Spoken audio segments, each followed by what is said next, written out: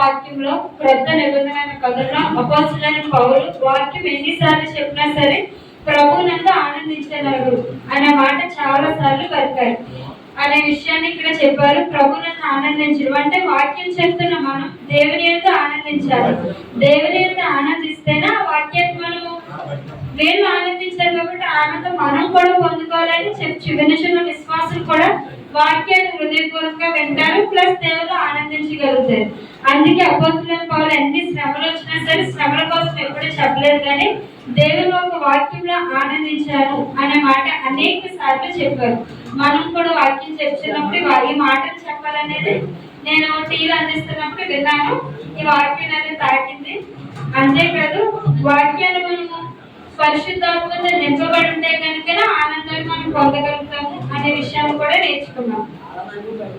ఈ కొద్ది మాటలు తెలిసిన కాక హెడ్ అండ్ పేరుకు వందనాలు.